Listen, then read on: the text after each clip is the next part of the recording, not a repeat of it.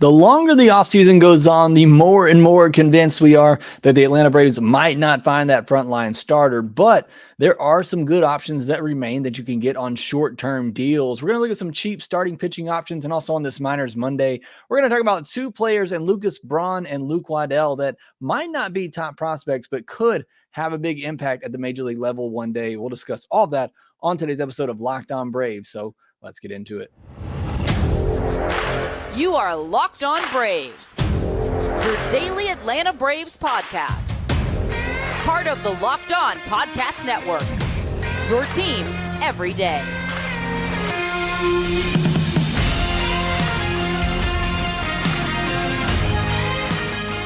Hey, and welcome back to Locked On Braves, part of a Locked On Sports Atlanta, where we cover your favorite Atlanta sports teams each and every day. I am your host, Jake Mastriani. You can follow me on social media at ShortstopBall. Also, make sure you check out my written work over at BravesToday.com. Make sure you follow the podcast on social media at LockedOn_Braves. Send in any questions, comments, or feedback that you have for the podcast. Always enjoy hearing from you and getting your feedback on the Braves, on the podcast, whatever it may be, good or bad. I enjoy hearing from you. If you're new on YouTube, make sure you hit that subscribe button. Up over 8,300 subscribers now. We're marching towards 9K and hopefully eventually 10K by opening day. So if you haven't already, make sure you hit that subscribe button, and you can help others see this video by hitting that thumbs up button as well. If you're listening on audio, make sure you give me a 5-star review on Apple, Spotify, wherever you listen to Locked On Braves. Thank you so much for your support of the show. I do a lot of these shows live during the off season. If you want to come and join us live, we got Juan Calisa in here, Nicholas as well, Dave McIntyre, Ramzaran, Nicholas, Leland, Jeffrey Humphreys, Joe Me, some regulars in there, Kristen Montgomery, Golden Child, Caleb Hudgens, Chris Kaysen, Austin, Garrett Harris, Joseph Greenwell, Chris Hester, also in here. Thank you so much for joining live. Jonathan Rock, Matthew Brittingham in here as well. Thanks so much for joining me here live. Carmen Aponte and Wing Racer as well. Before we get into today's episode, I want to remind you that it's brought to you by FanDuel. Make every moment more. Right now, new customers get $150 in bonus bets with any winning $5 moneyline bet. That's $150 if your team wins. Visit FanDuel.com/lockedon to get started today. On today's podcast, we are going to be looking at some cheap one-year deals that the Braves can make for starting pitching, looking at Frankie Montas and James Paxton. Also, as a Minors Monday episode, we're going to take a look at Lucas Braun and Luke Waddell, two players who you're probably not going to find very high on many Braves prospect rankings, but two players that they could have a role at the big league level someday in some capacity. So we'll talk about those guys, getting into some of the news of the day as well. But let's start out looking at some one-year options for the Braves. And when we're looking at these one-year options, these are moves that I had hoped at the beginning of the year would be moves in addition to getting a frontline starter. These are moves to provide depth in the rotation is what you would hope. And I'm not giving up on that, but as the offseason goes on and the pool out there, the free agent pool, and even the trade market as well shrinks up a little bit, it's understandable to wonder if the Braves will make that big splash move for the front line of the rotation. These are still moves I think they should make regardless. If they cannot find that frontline starter, they don't want to do it now, or they want to wait and go into the season and see how A.J. Smith-Shawver, Hurston Waldrop, others, Huascar Ynoa, Ian Anderson, see how they all come back or develop, and then make the decision either at the trade deadline or wait until next offseason where there should be a really good group of free agent starting pitchers. We've talked about that on here. I understand that move wholeheartedly, and I would be on board with it. So if you don't see that frontline starter and don't want to go after it now, I still think you need to make this one of these moves here for a 1-year or 2-year type of mid to back of the rotation starter. And so that's what I want to talk about today, because there's already been some names Braves have missed out on, guys that I liked.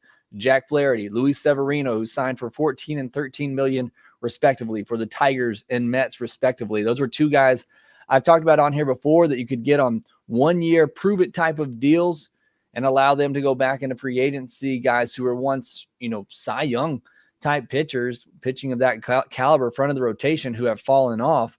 I really liked both of those guys in that type of deal, and they are now gone.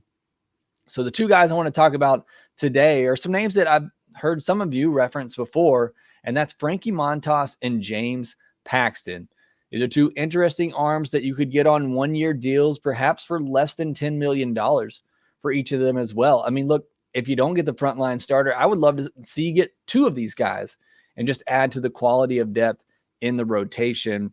Also wrote an article, companion article about this over on bravestoday.com if you want to go check that out. But going to give you some of that detail here and go in a little bit more as well. See Christopher Gamble talking about Marcus Stroman. Stroman's going to get a multi-year deal, may even get 3 years, I think. I'm mainly just focusing on the guys who you think can get 1 year deals. So let's start with Frankie Montas. He says, he goes into this offseason looking to reestablish himself after basically missing all of last year, recovering from Tommy John. He did pitch 4 1/3 innings between the minors and the majors. Velocity was down about a mile per hour, which understandable. Somebody who hadn't pitched in so long, trying to shake off some of the rust. He has thrown over 600 big league innings, so a lot of experience at the big league level and some really good results. A 3.90 ERA over that span. He's been a pretty consistent 3.5 to 4 ERA pitcher. So, mid-rotation pitcher who at times has looked like a number 2 in a rotation.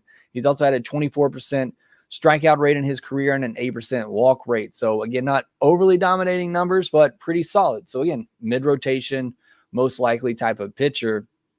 Best season came in 2021 with Oakland. He had a 3.37 ERA, a 1.18 whip, and 207 strikeouts in 187 innings. So he has that type of potential, or at least he did at one time. Now going into his 30s, perhaps those days are behind him, but that's what he could do at his best. He made 27 starts in 2022 before finding out he needed Tommy John, so he's not that far removed from having a heavy workload. The one thing you wonder about signing somebody like Frankie Montas, who, again, hardly pitched at all last year, is how many innings could he give you this season? How many innings realistically could he give you this season? And, that's certainly something you have to factor in here, but, that's why you're giving somebody like this a 1 year prove it type deal. They want to prove that they can get back to being that 150 plus innings, which is all you can really ask for out of any starter in today's game.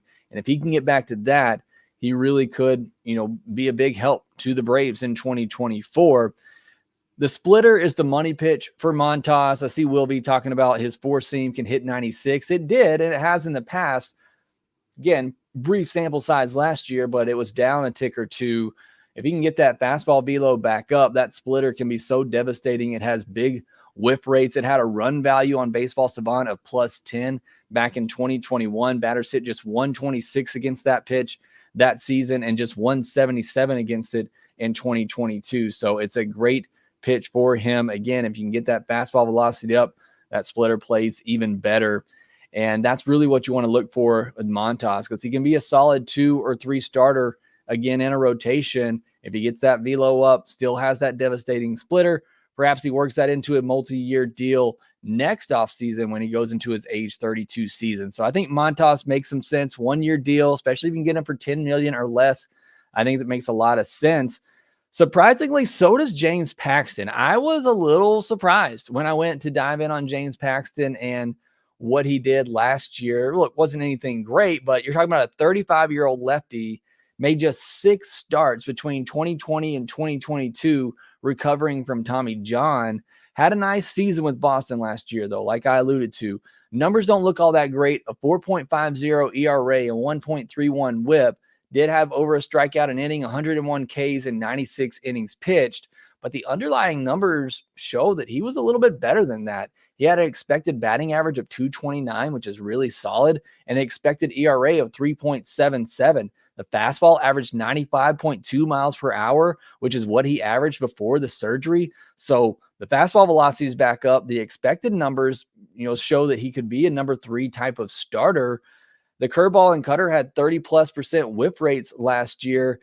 I mean, this all kind of looks like a guy, again, at the price point that could be a really solid middle to back of the rotation starter for you on a 1-year deal. Again, kind of like Montas, how much can you expect out of him? He's a little bit further along than Montas, but he is, 35. He's getting towards the end of his career. How much can you really expect from him? Going back to 2019, talking about his stuff, his curveball had a run value of 9 with a 178 average against and a 37.4% whip rate. So that curveball is his ticket. But again, that fastball of over 95 miles per hour on average, I mean, that's pretty good velocity with a really good secondary, somebody who's been a top of the rotation pitcher in the past. You would think and hope, if you're the Braves, that a veteran, willing to sign a 1-year deal, maybe for $10 million or less, get on a winning team like the Braves and have a chance to win late in his career. And also, another good chance to kind of reestablish himself. Maybe he gets a multi-year deal next offseason. So I think those are two really interesting targets you could get on 1-year deals that might make a lot of sense for this Braves team to just add some quality depth to the rotation. Again, that's what this team really needs for 2024. We're talking 2025 and beyond, it's a different question. There are some big holes to be filled beyond 2024. But for the upcoming season alone, you really just need quality depth in the middle and back of the rotation and some insurance in case those guys at the top get hurt. So I think that's what a guy like Frankie Montas or James Paxton or others could provide. If there are some other guys out there you think the Braves get on 1-year deals that make sense, please let me know down in the comment section below on YouTube or hit me up on social media at shortstopball and at lockdown_Braves. Another question Braves have to consider: do you want these guys blocking some of your young arms? I started out talking about the fact that maybe the Braves want to go into this season, see what they have in Vine, see what they have in Noah, Anderson, AJ Smith-Shawver, Waldrop, see what these guys can do, and then make a decision. And if you sign one of these guys to a 1-year deal, like a Montas, like a Paxton, Christopher Gamble talking about Corey Kluber, I've heard others mention that name. If you sign some of these veteran guys, you're going to put them in the rotation, and that's going to kick out a young guy like a Vines, like Noah. So that's something you have to consider as well. Could you get similar, better production out of these young arms, or do you just want to see what these young arms can do? Would you rather see that happen for the Braves this upcoming season? Let me know that as well down in the comments section below. All right, next, I want to get into our Minors Monday segment. We'll talk about Lucas Braun and Luke Waddell, a couple of guys who I think could have an impact at the big league level, not in a major way, but guys who I think could be those solid depth pieces, both in the rotation and on the bench in the infield. In Luke Waddell's case, we'll talk about both of those guys here next. Get into the action this NFL season with FanDuel, America's #1 sportsbook. Right now, new customers get $150 in bonus bets with any winning $5 money line bet. That's $150 if your team wins. You've been thinking about joining FanDuel. There's no better time to get in on the action than right now. The NFL season is coming to a close, but you got the NBA and NHL seasons in full swing. You got college bowl games going on leading up to the college football playoff championship. So there's a lot of action going on right now, and you can get in on all of that over at FanDuel.com/lockedon. Their app is also so easy to use if you want to use that, and they have a wide range of betting options from spreads, player props, over-unders, and more. And if you want to get on some MLB futures bets, the Braves are no longer the favorite to win the World Series, which I'm okay with. The Dodgers are now the favorite according to FanDuel, but Acuna and Strider are right now your favorites for the NL MVP and NL Cy Young in 2024. You can see all of those MLB futures bets over at FanDuel.com/lockedon. Also, make sure you visit FanDuel.com/playsafe for tools and resources to help you stay in control of the way you play. FanDuel, official partner of the NFL. Want to remind you that Locked On has launched the first ever national sports 24/7 streaming channel on YouTube. Locked On Sports Today is here for you 24/7, covering the top sports stories of the day with the local experts of Locked On, plus our national shows covering every league. Go to Locked On Sports Today on YouTube and subscribe to the first ever national sports 24/7 streaming channel. Getting into our Minors Monday segment of the podcast, we're going to be featuring Lucas Braun and Luke Waddell on today's episode. I know some of you, I believe it was Jeffrey Humphreys, who was asking about Lucas Braun. I know others have been curious on him as well. But He's a 22-year-old righty out of Cal State Northridge. So 6th-round pick in 2023 by the Braves. A little bit older, college arm, so we could see him move pretty quickly. We've already seen him up to high A. 6 foot, 185 pounds, not the biggest pitcher in the world, which gives you some cause for concern, especially when you're trying to develop them as a starter. 15 starts at Cal State Northridge in 2023, a 4.83 ERA, a 1.37 WHIP. Did throw 91 in the 3rd innings, a 1.7 walk per 9, which is outstanding. He did have 100 strikeouts and a 9.9 K per 9. So again, I've said this on here several times. I cover college baseball. Take college baseball stats with a huge grain of salt when you look at them, especially for 2023, because offensive numbers are just skyrocketing. So when you look at the pitcher's numbers, you see a 4.83 ERA. It's not great by any means, especially a 1.37 WHIP, but you got to take into account that offense in college baseball is just out of control at the moment.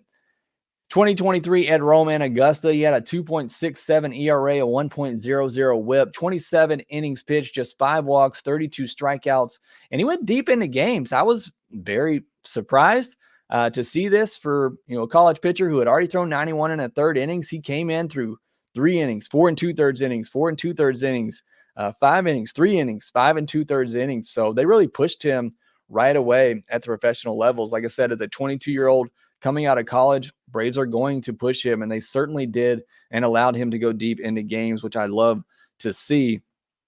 As far as what Braun throws, he has a fastball, slider, curveball, changeup. My looks at him, the slider was easily his best offering and the one that he had the best feel for. You watch his last start of the year. He struck out 8 batters in 5 2/3 innings. I think he probably had at least 10 plus whiffs on that slider, if not more.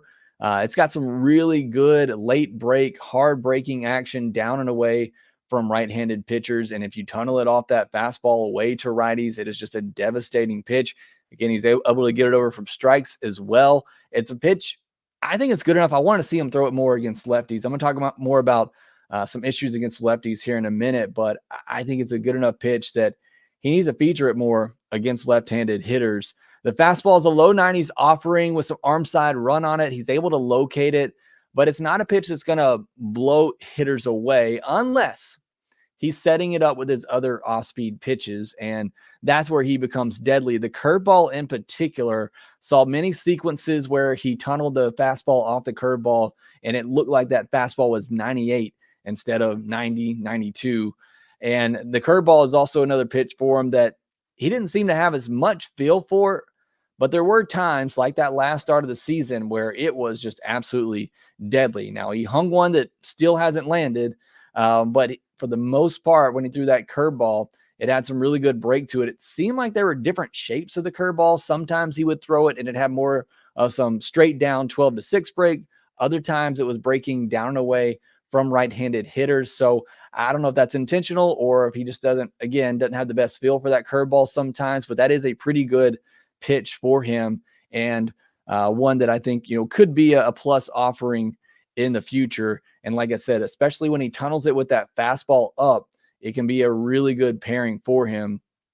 The changeup is a pitch I didn't see much of, and when I saw it, it wasn't a very good pitch for him, and it's a pitch I think he's going to need to get more comfortable with to help him against lefties. So the changeup is the one pitch, again, at least in my viewings, and I watched just about all of his innings from this past season that he threw.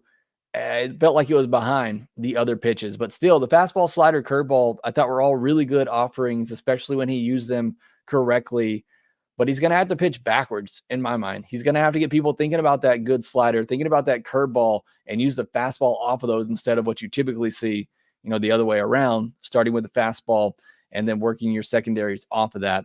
Now, what is the future for Lucas Braun? I think the first question is he a starter or is he a reliever? And that's why I was kind of surprised the Braves pushed him so far into games, coming straight into his professional debut. Obviously, they're going to develop him as a starter. You always do. You develop arms as a starter until they just prove that they can't be a starter. You do wonder about somebody at that size. Will they hold up over a full season? I mean, he threw 120 innings this year between college and pro ball, so held up pretty well. but obviously something we'll have to see going forward. And how often can he get through a lineup at the higher levels, especially if that changeup and some of the secondary offerings, the curveball, the changeup, don't come along as the Braves hope. Then what does that look like? Another thing I saw a bit concerning is how does he get out lefties? His worst start of the year came in his first start at high A, and he faced a lineup that had a ton of lefties in it.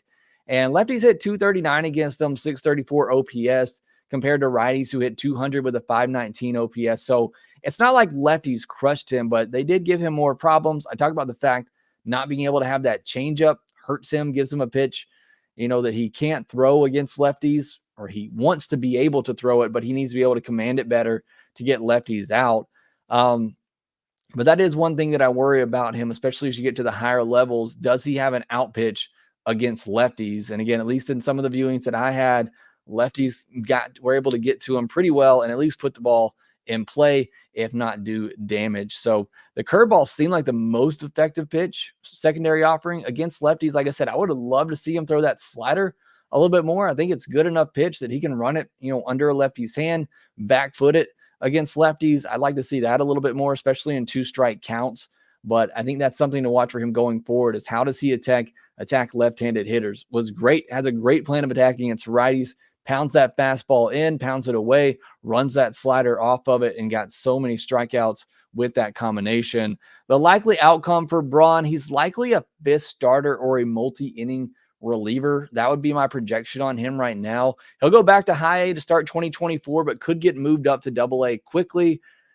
There he'll have, he's going to have to throw that slider and curveball in the zone more often, as hitters aren't going to chase out of the zone like I saw a lot at the lower levels. For him to be successful, as I mentioned earlier, he's got to work backwards. He's got to work off of his secondaries. He's got to be able to get that slider over for strike. He's got to be able to get that curveball for strikes at the bottom of the zone and work that fastball at the top of the zone off of it. That's how I think he's got to work to be effective. I don't think he has a chance to do that. And again, if it doesn't work out of the starter, I still think the secondaries are good enough that he could be a solid, middle reliever, multi-inning type of guy. As for Luke Waddell, 25-year-old left-handed utility hitter, 5'7", 180 pounds, 5th-round pick by the Braves in 2021 out of Georgia Tech, so local product. At over 200 minor league games, he's slashing 272, 372, just a 385 slug, though, for a 757 OPS. 16 home runs, 32 stolen bases, 117 walks, so just 111 strikeouts, so walking more than he strikes out.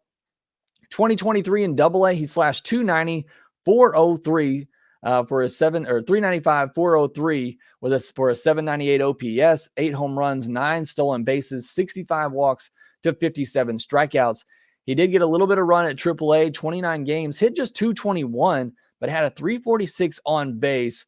Didn't slug at all, just a 279 slug. He had no home runs, 3 stolen bases, but still walked more than he struck out at AAA, 20 walks, 15 strikeouts. So I think over a longer stretch of time at AAA, I think his numbers still bear out what we've seen at other levels. And I think he had a pretty high average, pretty solid on base, which we saw. I think he's going to put the ball in play. So I think that's the hitter that he's going to be at AAA, and it could be the hitter that he is in the big leagues as well. When you look at Luke Waddell and everything I read about him, everything I see, and when I watch him, the term ball player comes up. And he's just one of those guys that can do anything for you to help you win a game. He can play second, he can play third, he can play short. He's going to make good plays. He's very solid defensively wherever you put him. Nothing's going to jump off the page when you look at him and when you watch him play, but he gets it done. He's one of those players. Now, you look at the future for Luke Waddell. He's a utility bench player.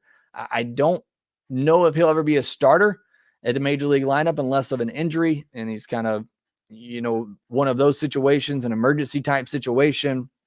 He actually reminds me a lot of Braves legend David Fletcher. When I look at him, similar type of build, similar type of profile, kind of bat first, not a ton of pop, puts the ball in play. Reminds me of a David Fletcher. And look, David Fletcher was a starter for some period of time at the big league level. So perhaps that's there for Luke Waddell. Probably not on this Braves roster, but I think he has a chance to get a bench job for the Braves, even starting 2024. I would not be surprised at all if Luke Waddell is on the Braves bench to start 2024. Like I said, I know the batting average and obviously the slugging doesn't look great in his short sample size at AAA, but I think he's proved enough to me at the minor league level to know what type of hitter he's going to be. And like I said, he can play solid defense all over the infield. I think he takes the role that Braden Shoemake had last year as kind of that guy on the depth chart, maybe right behind Vaughn Grissom as your backup bench utility infielder. So that's what I think his ultimate role is. And I think he has a chance to fill that role in 2024. And I'd be perfectly fine with that. And I don't think I would have said that about Luke Waddell when the Braves drafted him. I thought he's somebody that I thought he was a bench player when they drafted him, but I didn't think he had this good of a chance of being that bench player for the Braves. And I certainly think he can reach that potential. All right, next, and get into some of the news of the day. The Braves have another player that they traded for who is now gone, and Matt Carpenter. We'll talk about that and more next.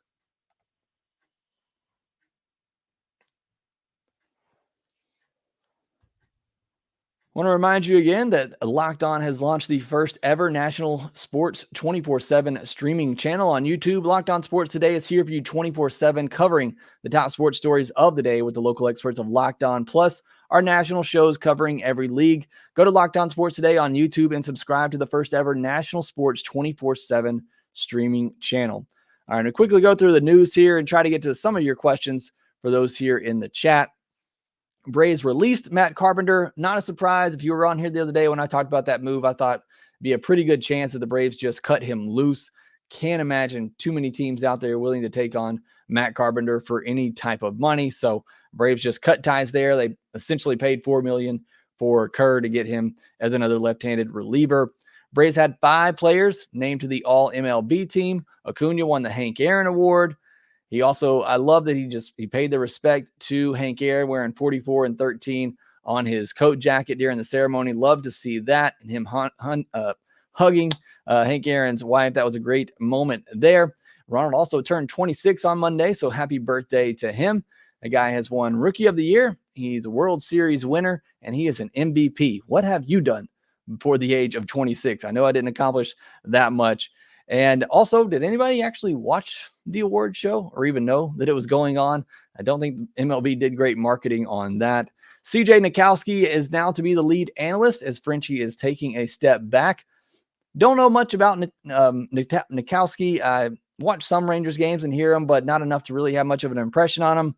Just reading some of the comments, it sounded like Rangers fans loved hearing him and listening to him. So sounds like it will be a solid addition to the Braves broadcast booth.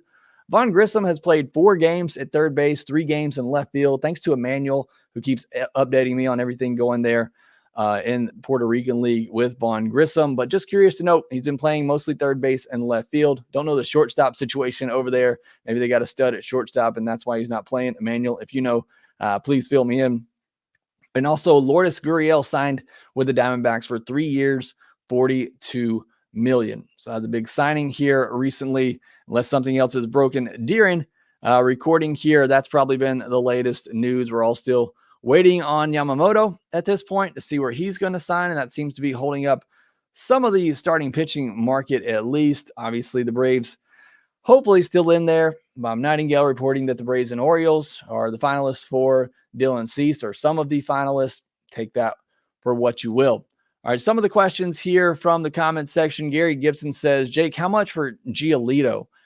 I think Giolito is going to be a multi-year deal. I think he's one of those guys that gets 2 years, $24 million. I think would probably be the cost for Giolito at this point. I wouldn't hate it. Again, knowing he's probably going to be your third starter at best, but most likely probably a fourth or fifth starter. I'd probably prefer to go with one of the 1-year deals. And just save that money to go after a big-time starter next offseason. But I think 2 for 24, maybe he gets a third year in that. Again, he was pretty solid with the White Sox before getting traded and just had a disastrous end to his season. Derek Reichard says Stroman turned down $21 million from the Cubs. He did opt out of that. I think Stroman's getting a multi-year deal. I don't know that he gets much more than $21 million, but we'll see. Who knows in this market? I don't remember what he was projected for over on MLB Trade Rumors. Looking looking through the comments section here, the Wild One says, if we get Dylan Cease, then who is AA sending to Chicago? I've said all along, I don't think you get Cease or Burns without giving up at least one of AJ Smith-Shawver and Hurston Waldrop. I know Burns is just a rental, but I still think it's going to cost you at least one of those guys. The rumors we've heard on what the White Sox want for Dylan Cease, it might cost you both of them, but I think you're going to have to give up at least one of those for either AJ Smith-Shawver or Hurston Waldrop for either Burns or Cease. All right, that will do it for this episode of Locked On Braves. Got a lot coming your way. We got recording an episode with Grant McCauley after this that's going to show next week during Christmas week, looking at the state of the Braves. Also got an episode I'm recording with Lindsey Crosby to talk about some Braves prospects to watch for 2024. So a lot more coming your way. We'll have at least 2 more episodes this week, one on Wednesday and our mailbag episode on Friday. So still got a lot of content coming out this week. Sorry, I'm going to take one more question from Leland. He says, what are your plans for the remainder of this week as it relates to the podcast? Well, I just answered it for you there, Leland. So we'll have a podcast on Wednesday, our regular mailbag episode on Friday, and then I'll have some pre-recorded content coming out for you on Christmas week with Lindsey Crosby and another episode with Grant McCauley. So looking forward to all of that next week and Christmas week coming. My kids are ready. They are super excited about Santa Claus coming. Hopefully you're excited for the holiday season as well. I'm looking forward to spending that time with your loved ones. That will do it for this episode of Locked On Braves. Thanks so much for all your support. Make sure you subscribe on YouTube if you're new. Hit that thumbs up button if you haven't already. Thank you so much if you made it to the end of the show and hung around. Had over 100 people here live once again with us. Thank you so much for all the support here at Locked On Braves. Again, make sure you subscribe on YouTube. Give me a 5-star review and a rating wherever you listen on audio, Apple, Spotify, whatever it may be. It all helps support the channel. So thank you so much. Follow us on social media at shortstopball, at LockedOn_Braves, and we will talk to you next time.